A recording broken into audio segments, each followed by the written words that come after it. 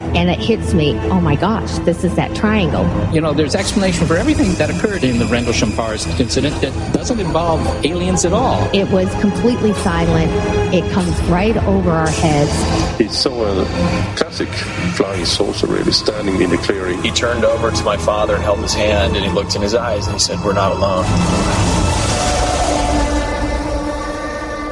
Welcome to Podcast UFO for our live show on the Dark Matter Radio Network. Please remember to visit the website podcastufo.com for past episodes, blogs, and forums.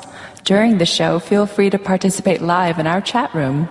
And don't forget to like us on our very active Facebook page. Hello, this is Michael Lauck. I am not Martin Willis, as you've already figured out. Martin has taken a couple of weeks off and asked me to come in and pinch hit, and I readily agreed to come back to Podcast UFO, partially because he has guaranteed me some great guests. And the very first one we'll get to in a second. But first, I have some housekeeping, as it were. As we are live at 9 o'clock Eastern on Wednesday night, the Podcast UFO website is down. So I won't be able to get to people in chat tonight because I can't get connected to the site. I don't know if it's working in some places and not others. It looks like, however, what's happened is the site is just too busy.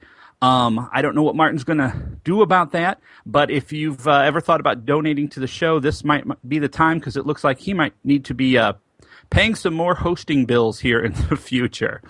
So I apologize for that. It shouldn't affect the podcast. It definitely doesn't affect us on the Dark Matter Radio Network, which is great because I was looking forward to tonight. I hope you were as well, because our guest, who we will introduce right now, is really known to everyone, and that is Mr. Stanton Friedman. Are you there, Stan? I'm here. Oh, that was your introduction. That's my introduction, all in one breath. Yeah, I'm here in the flesh in beautiful Fredericton, New Brunswick, Canada, in the Atlantic time zone, which is a little different from yours. Yes, because I am in the Central time zone, and people listening are all over the world. So we're having a little international broadcast tonight, which is good. Yeah, exactly. It's fun. Now, it's hardly your first, and in fact, you're going to be on another radio show on Dark Matter right after this one. So, because I think everybody knows who you are. If you're interested in UFOs for more than 5 minutes, you run across the work of Stanton Friedman. So what I'd like to do tonight, if we can, because A, because you're going to be on the network for a good little bit, and B, because you've been on this show, I know, several times, is maybe ask you some questions that you don't field very often. Starting with just what is your background, not as far as getting into UFOs, but what is the professional background of Stanton Friedman as a nuclear physicist, which is something that we all attach to your name? Okay. Well, I spent 2 years at Rutgers University in New Jersey, and then 3 years at the University of Chicago, and I got my bachelor's and master's in physics there, and then I went out in the real world. Carl Sagan and I were classmates for 3 years at Chicago, incidentally. And then I had an interesting sequence of 14 years of working on canceled government-sponsored advanced research and development programs. They were fascinating, and it was a surprise. My father worked for the same company for 37 years. I figured I'd work for, my first company was General Electric. They had several nuclear divisions. What the heck? I could retire when I was 57, I think, a combination of age and years of the company. Well, boy, the world had changed. The first 3 years were working for General Electric Aircraft Nuclear Propulsion Department, believe it or not, in Evendale, Ohio, just outside Cincinnati. And we were looking at, can you build a nuclear-powered aircraft? We thought you could.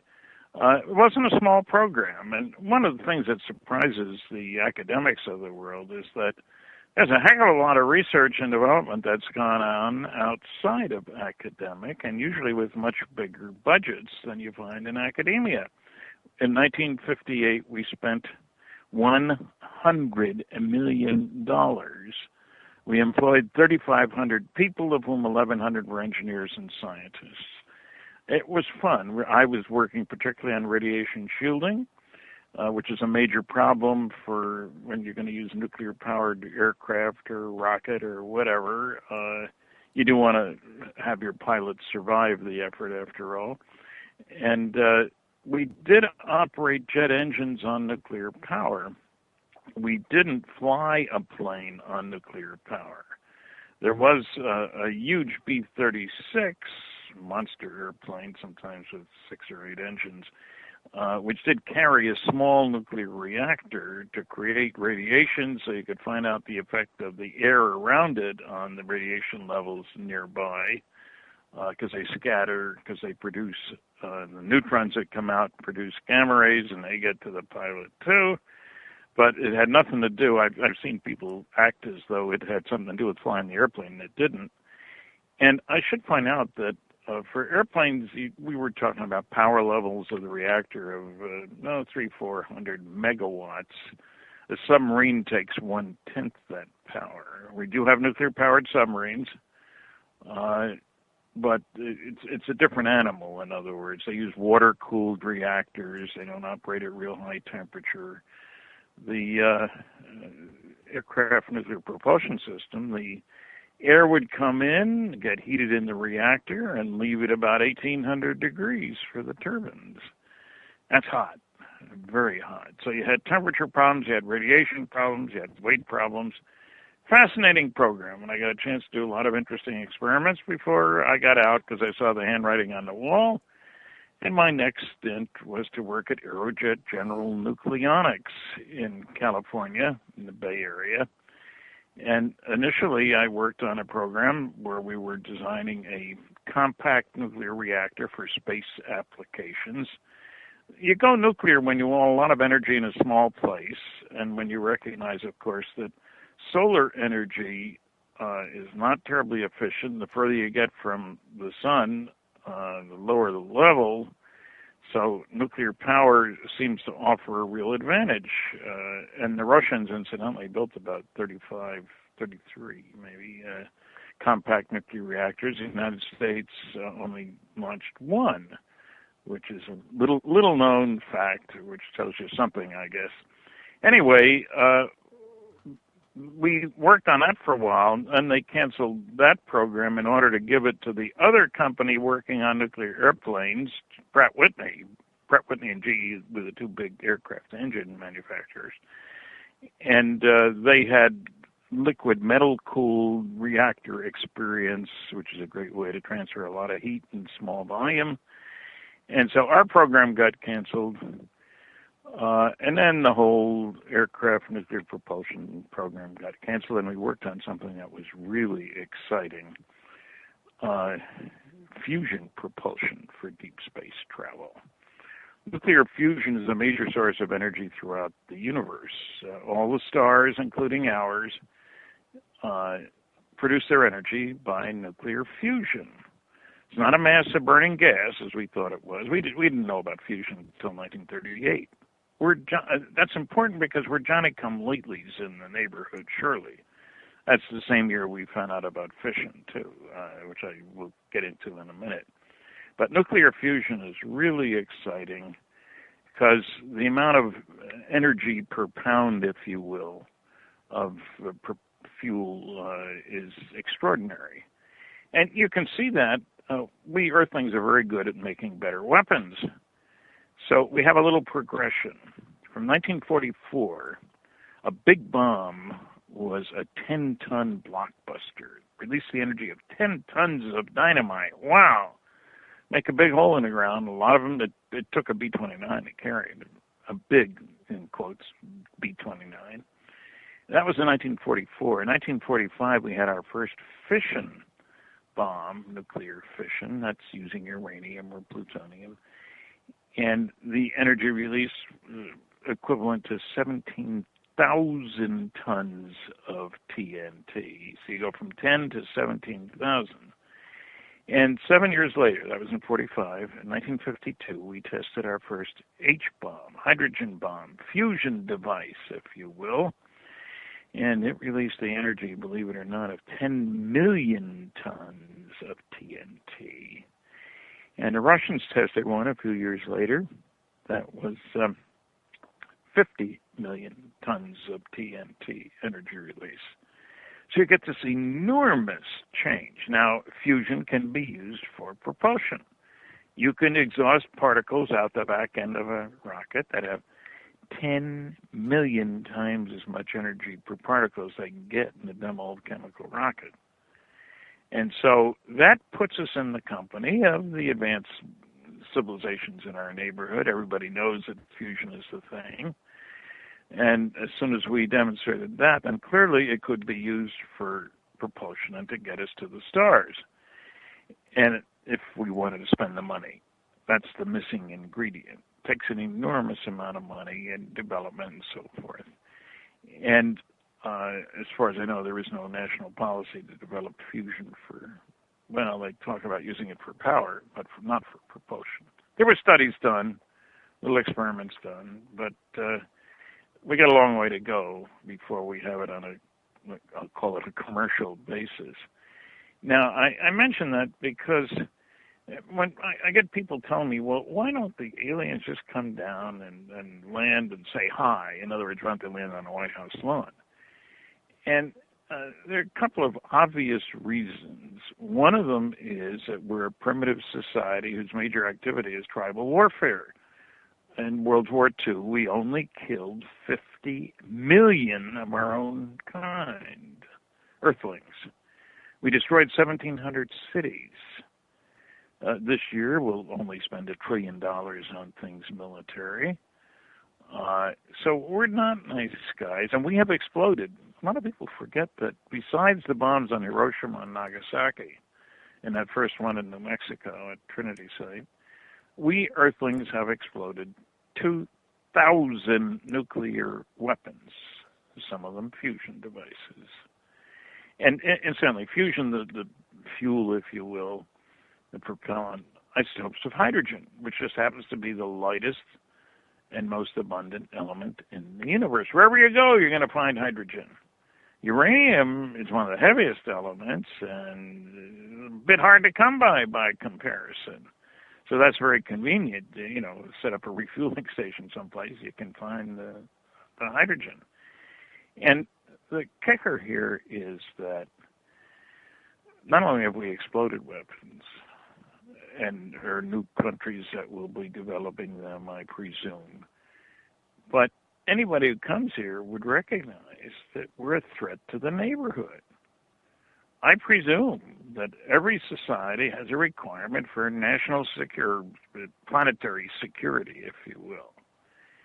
And they would have to worry about the primitives in the neighborhood or show signs of being able to bother them. And we did. And when I talk about us being a young society, we didn't even know that there were neutrons until 1932. Fission and fusion, 1938. Not really demonstrated, but we became aware of it.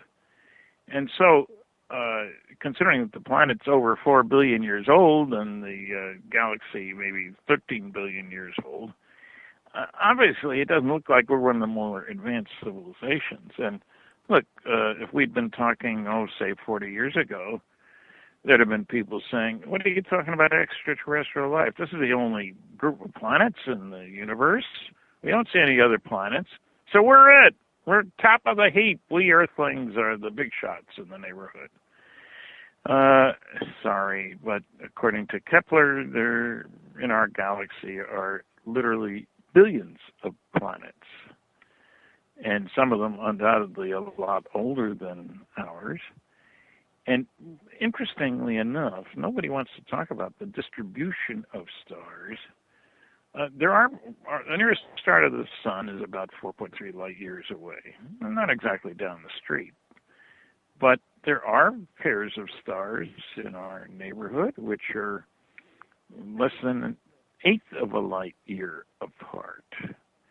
And one would expect there's more incentive for travel when you got a next door neighbor than when it's pretty far away. That seems reasonable to me. you have more of an incentive. And I bring this up because of the Betty and Barney Hill case, where there was a star map observed by Betty, and where under hypnosis from Dr. Benjamin Simon, an outstanding world-class authority on PTSD, shell shock war veterans they were called back then, but the same difference. The star map that she saw, thanks to the brilliant work of a woman named Marjorie Fish, the base stars seem to be two stars nobody's ever heard of, Zeta 1 and Zeta 2 Reticuli in the constellation of Reticulum, the net, that means. And you can't see them from here. You got to go below the equator. I sure wish you could see them from north of the equator so that after my lecture I could say, let's go out and look at Zeta Reticuli. But I can't do that. Anyway, those two stars are only an eighth of a light year apart. They're only 39.3 light years from here. And that's an entirely different situation. From a planet around one looking at the other, you can see it all day long. So we need to take into account the variations in distribution. And, everything changes, varies. Stars are different size, planets are different size, different age, different temperatures. And there's something else that I found. I was surprised, frankly. When I mentioned uranium, it's one of the heaviest elements. And more than 1.5 times the density of lead, as a matter of fact. Heavy as lead, light as balsa wood, but lead isn't the heaviest element. Osmium's twice as heavy, as dense as lead. But uranium is one of the heavier elements, and what's interesting is that the Earth is the densest planet in the solar system. Cubic meter, if you will, of Earth weighs more than a cubic meter of any of the other planets. And you say, so what? Well, that means there are more of these heavy metals, which are rare in the universe. We know that from studying what's in the stars. Some astronomers said in the 19th century that we'd never know the composition of the stars. That's before we developed the spectrum analysis, et cetera, et cetera. So things like osmium, rhenium, platinum, these are really dense and have special properties. And so somebody might be mining them here for all we know. So we need to take into account of reality. Anyway, after they canceled the program at Aerojet General Nucleonics, I went on to General Motors Allison Division in Indianapolis. We were working on a compact reactor for ground applications, really, the Military Compact Reactor Program, MCR. And that got canceled after 3 years. Your lab in Pittsburgh. And there, at least we built something, and it worked. Nuclear rocket engines, the NERVA program, nuclear energy for rocket vehicle applications, NERVA. There were 3 groups involved in the overall program. One was Westinghouse Astronuclear, where I was. One was Aerojet General in Sacramento, California. And the third was Los Alamos National Laboratory in New Mexico. And we each successfully tested one in the 60s out at the nuclear test site just outside Vegas. One I worked on was less than 7 feet in diameter. Power level was 1,100 megawatts. That's half the power of Grand Coulee Dam, which is just a mite larger. And cold hydrogen comes in, gets heated in the reactor to over 4,000 degrees, and gets kicked out through the nozzle. And by Newton's laws, what is kicked out that way pushes back the other way, and you got a nuclear rocket engine. You could almost triple the payload to Mars if you use nuclear as opposed to chemical. And as a matter of fact, most of us working on the program thought that surely we would have a base on Mars, on the moon first, and that we'd go to Mars using a nuclear upper stage. Well, it didn't happen, and we don't have a base on the moon either, as far as I know. Now, Los Alamos' reactor, incidentally, closer to 8 feet in diameter, power level 4,400 megawatts. That's twice the power of Grand Coulee Dam. And it worked, did what it was supposed to do. And then, of course, the program was canceled. The Aerojets was only 1,000 megawatts, type system. And it worked, and the program was canceled. So that's my history. Now, I thought when I got laid off at Westinghouse, I looked for a job, of course, and I thought I had found what would be the ideal job for me. Talked to people at McDonnell Douglas Astronautics in California, and they could use a little of the money being set for the Manned Orbiting Laboratory program, sort of Air Force competition for NASA. Big program. They could use a little for blue sky stuff, where you don't know whether you're going to be successful or not, but if you are, it's a huge advance. And my job, after being interviewed out there, and there are people hearing me lecture and stuff, was to figure out how flying saucers worked. And I was really looking forward to it. I had my ideas, and then as I was driving across the country from Pittsburgh to California, I heard on the radio the mole program had just been canceled, which would have paid for my way. When I got there, I walked in with my offer letter, and the gal says, you realize we've just laid off 5,000 people. Yeah, I realize that. So they kept me for 3 months. And one of the things I did accomplish, which was useful, interesting, I had a literature search done on government technical report literature, not all scientific literature. And the one word we used, a key word, magnetoaerodynamics. And much to my surprise, my search turned up 900 references, of which 90% were classified.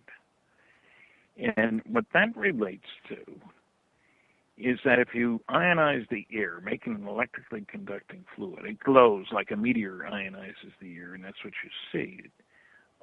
And when the Apollo command module comes back to the Earth, remember how you can't communicate there for a while because ionized air, plasma is around it, and electromagnetic waves don't penetrate through it. Anyway, it turns out you can get around all the problems of high-speed flight. You can control lift, drag, heating, sonic boom production, radar profile, all these good things. If you have air around the craft and you ionize it with lasers or all kinds of electrical techniques. But that was a lot of work already going on in 1970, believe it or not. So when I think what we need to recognize, of course, is that we got a two-part problem here. How do you get to the Earth from another solar system? A lot of nothing between us and the next solar system. And once you're here, how do you operate in the atmosphere? Two entirely different environments. Pressure, temperature, all that stuff in the atmosphere, and in the space, nothing. And we already, as a nuclear guy, I'm proud to say, we already have systems that use this sort of two-stage approach. We have nuclear-powered aircraft carriers, which, believe it or not, can operate for 18 years without refueling. Oh, I can't do that with gasoline. Right. Yeah, I actually set out as a young man when I started college in 1990 to go into nuclear physics, and that was a bad time to go into the industry. So I ended up switching my majors after some investigation. But one of my big options was ending up, working with the Navy at that point. Nuclear energy has gotten some bad press in the last few years with, of course, things like the little incident Fukushima, in Japan. Yeah. Do you still do you stand by nuclear energy as a reliable source of power for our civilization now? Well, I'm not saying it's the ultimate, of course, but I would say yes. There are over 400 nuclear reactors around, and they actually have a pretty darn good track record. You got to compare them with the other systems. I mean, coal isn't very pleasant. We had a little oil disaster down there in the Gulf. Solar is nice, but it takes a lot of stuff to make the stuff that you use, and you despoil the land. It takes an awful lot of land to produce power comparable with a reactor. Now, the price of liberty is eternal vigilance, somebody once said. And we recognize, with Fukushima, obviously, the big problem was the little storm that came along after the earthquake. I don't know if you saw the pictures of the houses being carried out by the water. It was incredible. And that caused the loss of the fuel. I'm not saying they didn't make any mistakes. But, 30,000 people got killed on American highways last year, and nobody's saying, oh, get all the cars off the road. They're terribly dangerous. Well, they can be dangerous, and they can be safe, and we have seat belts and so forth. And, looking for perfection isn't very useful. I used to be a big baseball fan, and, you're a darn good hitter if you get a hit a third of the time. You don't say he's a lousy player because 2/3 of the time he didn't get a hit. So there are failures, there are strikeouts, but there are home runs as well. And so I'd say nuclear is doing a darn good job. More than half the power in France is produced by nuclear reactors. And there are several under construction now in different parts of the world. So do you have to be careful? You're darn right. But that's what life's all about, isn't it? Right. Now, looking back, as we've been discussing your career, do you ever sit, at the end of the day, which I'm sure for you is quite late because you're constantly doing these interviews and such, and have a cup of tea and say, yeah, I think I answered one of the questions I was going to ask you, which was, did you have a dream project that you didn't get to work on? Which I think we just kind of discussed that. But do you ever sit down and go, man, why didn't I take this job, or why didn't I? I wish I was teaching on some faculty somewhere. Are you are you thrilled with the way it's turned out? I couldn't have predicted the way it has turned out, but I never intended to be a college level teacher. I didn't get my piled higher and deeper degree, and a lot of young people don't realize that a lot of one's life back then was determined by the draft board. It was sitting waiting. I was born in 1934. Lowest high school, smallest high school graduating class. That was the height of the Depression. And so Uncle Sam wanted you for the Korean War and then the Vietnam War, So what jobs you took, I would like to have taken a year off. I worked my way through 5 years of college. I was a busboy in the Catskill Mountains, and I was a union waiter in Chicago. Good one, too. You had to be in the union in Chicago. They killed union organizers in the Catskills. But, and I would like to have taken a year off, but I couldn't. I took my draft board of physical before I started work for GE, but because there was a government research and development project, I was deferred. And when I got older, I was eligible until I was 35 for the draft. The draft board says, we got lots of 18-year-olds coming along now. We don't need you old guys. But it did have an impact, in other words. And no, actually, I worked on exciting programs.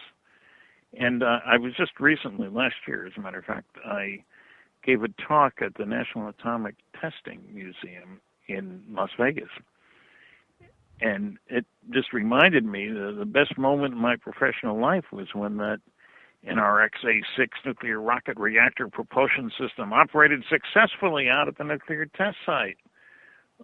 We didn't know whether it would be successful or not. Nobody had done anything like that before, and there was a little sideline that had me worried.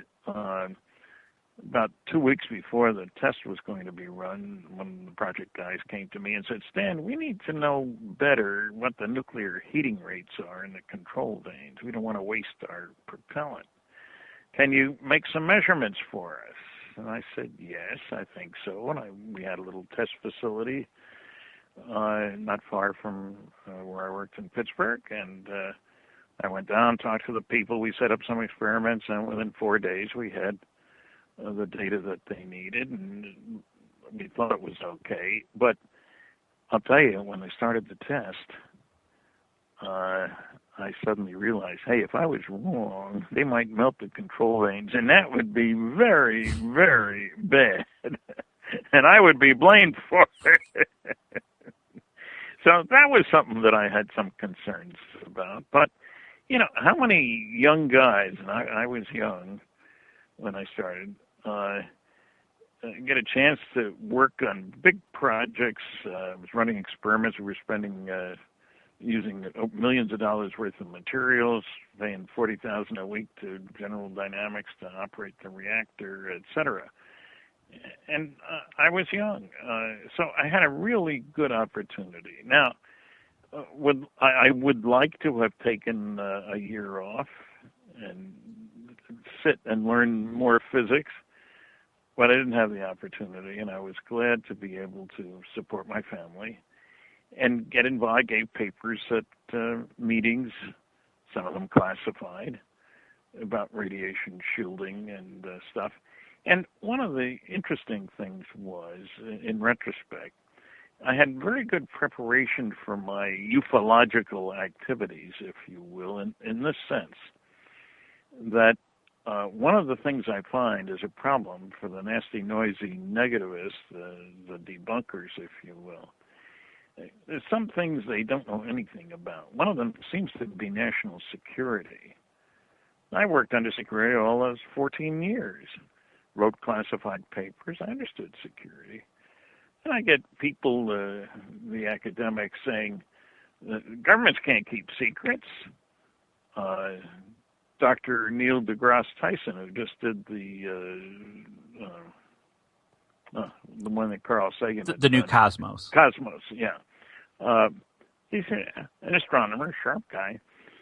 But he said in a public lecture at Penn State University that the proof that the U.S. government can't keep secrets is how much we know about President Clinton's genitalia, which is a very funny line, but has nothing to do with reality.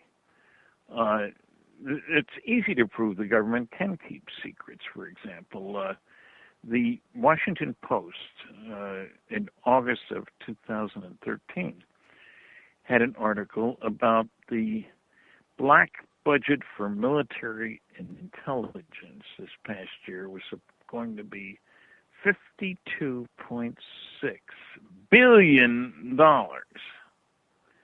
The three leading agencies were, of course, the CIA, the NSA, and the NRO, National Reconnaissance Office. That's not pocket change, and it's all classified. If you want to get the NSA UFO documents, you can get a complete set, 156 pages. You can read one sentence per page. Everything else is whited out. It's top secret umbra. And the CIA has withheld many dozens of pages of top secret umbra UFO documents. That's by their statement. These are all blacked out except for a few words here and there. My favorite one is the one that says deny in toto on the front. That one's whited out, the whole page. They couldn't find 8 words to declassify. So there's a real world out there, and the Dr. Tyson seems to know nothing about that. And Dr. Seth Shostak, one of the SETI people, SETI stands for Silly Effort to Investigate by my definition book. Seth has said that the proof that the government can't keep secrets is what a lousy job FEMA did on Katrina, the hurricane, and how badly the post office is run.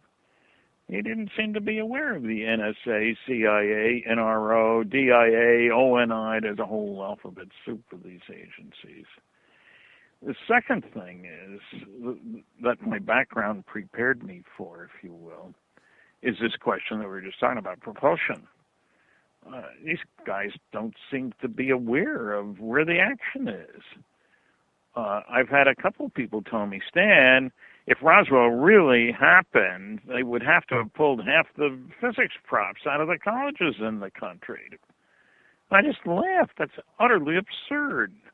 Were they really unaware of Los Alamos and Sandia and Oak Ridge? And there's a whole Livermore. There's a whole bunch of these large, very competent laboratories where people have clearances as well as competence. Who cares about pulling up a college professor out? What does he know? And he doesn't have a clearance. He's in the publish or perish business. When you're in industry or the national labs, that's not what you're about. You're trying to get a job done. Find out what's really going on in the world. I admit I had, what was it? There was the example that I've used really is that the first nuclear chain reaction at the University of Chicago, Enrico Fermi's work, I had one guy say, there should have been an article immediately, within a few months, in the top physics journal. What are you, nuts? It was classified. Yeah. And so I have no problem when I'm tilting with the leaders of the anti-UFO movement, and people say, well, what do you mean movement, Stan? Come on, that's too strong a word. No, it isn't. The SETI people, after all, their jobs are in danger. If aliens are coming here, who needs them? I mean, I hate to say this on a radio program, but why would you use radio if you're coming here? Maybe sign language, or telepathy. You certainly don't need to depend on radio. Well, we're not even really traditional radio. We're internet radio. So we understand. Okay, well, technological progress comes from doing things differently in an unpredictable way. And it's about time the SETI people learned that they're not where the action is. They don't have the dough, for one thing, but they don't have any understanding of, how does a society work? If you want to know about the motivation of Earthlings, do you go to an astronomer? No, you might go to a psychiatrist, psychologist, maybe a lawyer, a social worker, etc. So what do they know about how societies act? It's not their bag, besides the technology not being their bag. And so putting together a large group to accomplish something with rapidly of significance is important. But that's not what's going on at the universities. Look, I've spoken at over 600 universities and colleges, so I get a pretty good chance. I've had a pretty good chance to see them in action. And there's quite a contrast between that and what goes on in the industry. And not only in terms of the money, but the people that are involved. Look, we wanted a stealth aircraft. Lockheed spent $10 billion in secret over a 10-year period developing a stealth aircraft. It's not 8 professors and 27 grad students. So there's a real world out there. Right. Now, speaking of this kind of real world versus academia, normally, if you were a graduate of most colleges who has had a successful career and then written several successful books, you would be kind of a favorite alumni. Like you'd be mentioned. How are you treated by your alma mater? Well, that's an interesting question. In terms of the response at my lectures at colleges and professional groups around the world, I've spoken in 18 countries, 10 provinces, and all 50 states. I've only had 11 hecklers in all of those, and 2 of them were drunk. And so I presume that you get that many hecklers if you're talking about sports, politics, religion. Now, the University of Chicago, gal came here, spoke to me, did a pretty nice article about me. and then got deluged with some nasty, noisy, negativist letters, even from some people I knew from my college days. Like one guy was complaining, and I said, "Look, Peter, I'll send you my book." Well, I won't read it, and that was typical. It's like, I shouldn't say it, but Galileo trying to get the astronomers to look through his telescope. No way, Jose. Don't bother. Look, there are 4 basic rules for debunkers. Don't bother me with the facts. My mind's made up. What the public doesn't know, I'm not going to tell them. If you can't attack the data, attack the people. It's easier. And do your research by proclamation, because investigation is too much trouble, and you'll know the difference anyway. So I'm constantly, I've done debates on Coast to Coast radio, for example, and I was on with Michael Shermer, Dr. Michael Shermer, and I got 80% of the vote, and he got 20%. Why? Because he didn't know anything. He hadn't done his homework. Didn't think he needed to, I guess. Seth Shostak and I debated. I got 57%, he got 33%, and 10% said, I don't know who won. These guys are so accustomed to getting away with making stupid comments. There is no data is one of the things. Or why aren't they ever seen on radar? Or it's just anecdotal information. The radar one drives me crazy. Because we know we have aircraft designed not to be seen on radar. We're actively but they are seen on radar. I mean, sometimes that's true. I mean, that's the kicker. If you look at the congressional hearings of 1968, Jim McDonald's paper, Dr. James E. McDonald, professor of physics at the University of Arizona, he has a number of radar sightings, radar visual sightings. It's like sightings by pilots. There are loads of them. There's a group called NARCAP. Let's see, National Aviation Reporting Center for Aerial Anomalous Phenomena. Yeah, that's right. And there's well over 1,000 sightings, and some of the people involved are people like Dr. Richard Haynes, who worked for NASA for umpteen years. There's plenty of good data. But these guys won't look at it. And I've made lists on occasion of all the false claims that they've made. Of course, I have the same problem with some of the people in the field who attack MJ-12 without doing their homework either. But, the rules apply in all directions for noisy negative. Good guys or bad guys. In the field of ufology, for lack of a better word, do you personally? I have to say, and I'm not a serious researcher or anything like that by any stretch of the imagination, but I am one of I guess probably best typified as the UFO fan community, of which there is a great deal. I've got a life, I've got a job, I've got other things going on. I'm not going to go out in the field and research UFOs. I might go hunt Bigfoot in any given that I could see, but I'm more of a woods kind of guy. But I do, I read the books. I've follow certain television shows and things like that, and I fall in the definite kind of nuts and bolts category. It makes the most sense to me, and I see sometimes researchers starting out in their careers being of that bent. And as they go along, kind of switching to this very nebulous, ethereal, transdimensional being. I'm going to put that in air quotes for, things like that. And then, of course, some people kind of start out in that. And I think some people come to UFOs looking for a new religion, setting them aside, going from the researchers who go from nuts to bolts. Do you think people lose their patience sometimes and turn to these transdimensional explanations because they haven't found the answers? And do you think it's a frustration thing? Well, I think it's a frustration, but also they don't know where to look for the answers. I get people who seem to, in effect, say, well, what else could they be? You can't get here from there with a rocket. So it must be, fifth dimensional space-time warping or wormholes or stuff like that.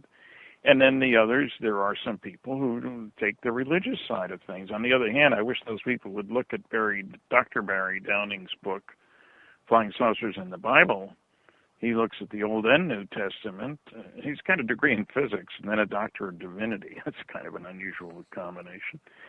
Divine physics is Barry's beat. He makes sense out of stuff that's seen in the Bible, Old and New Testament. So, yeah, I guess people don't want to be bothered getting the facts in hand before putting their mouth in gear. And yet, that was a lesson I learned in grade school.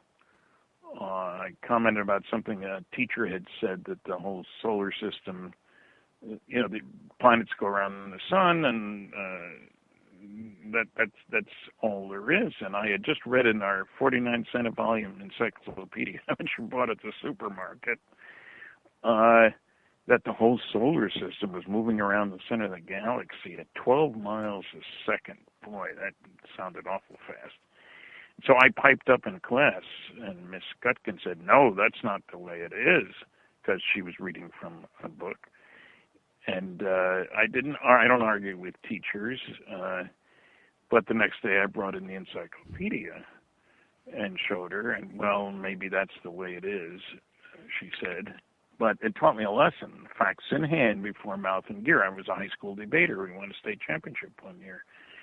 And you don't make up stuff, but you do your homework. And you have to know both sides of the argument, because you don't know which side you may be arguing at a debate tournament.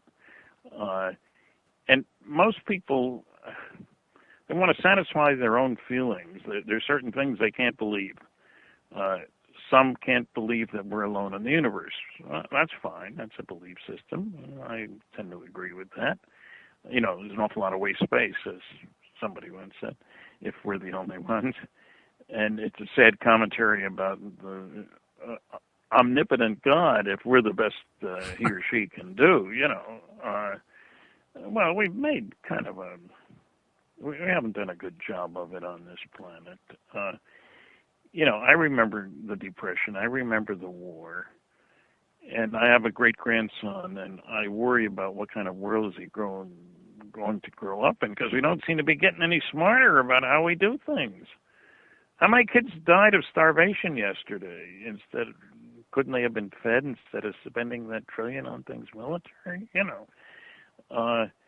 So I think there's a lot of people who make up solutions, sort of what if, as if they were trying to look for plots for science fiction novels or something. And in my last paper, which was supposed to have been given at the MUFON conference in July, but I had a heart attack before that, so I couldn't go, I went over some of the dumb things that the science fiction writers have said as well. Isaac Asimov, Ben Bova, Arthur Clarke. I document what they said and how stupid it was. I mean, Isaac was a great writer, no question, more than 400 books. Wow. And about loads of different subjects. But he comes up with a crazy calculation that the average distance between advanced civilization is 13,500 light years. In the first place, that's pretty stupid when you figure that there are 2,000 stars within 54 light years of here. That's an awful small percentage that have a civilization.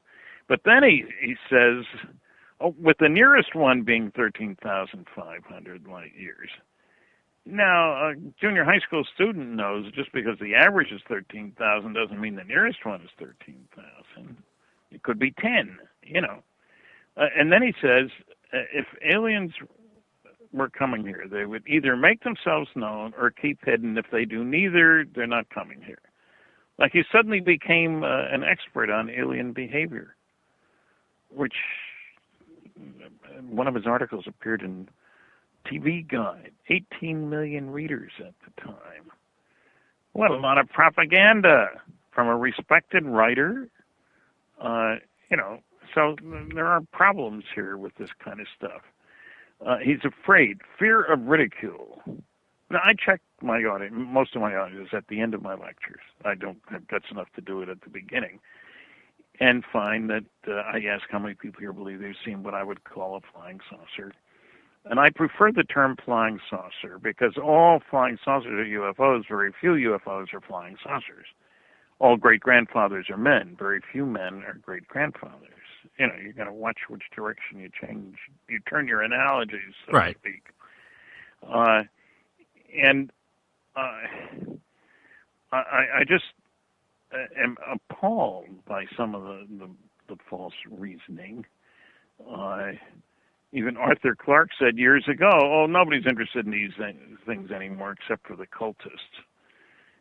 And the Astronomer Royal of England, a little over a year ago, said only kooks see UFOs. Did he provide any evidence to support that statement? Not at all. So part of the problem is the press not saying, where did that statement come from? Carl Sagan, for example. I had challenged him to a debate, but then I found out he was suffering from cancer, so I backed off. I had visited him when I spoke at Cornell. He has said that there are interesting sightings that aren't reliable. There are reliable sightings that aren't interesting, but there are no interesting and reliable sightings, which sounds like a very profound thought based on loads of data. No reference, no source, and it's totally untrue according to the largest study ever done for the United States Air Force. Just the reverse. The better the reliability of the sighting, the more likely to be unexplainable. But nobody criticized Carl. Nobody criticized the Secretary of the Air Force when he flat out lied, saying only 3% of the cases couldn't be identified, and that's just because there wasn't enough data. That study, 3,200 cases, that's a lot of cases.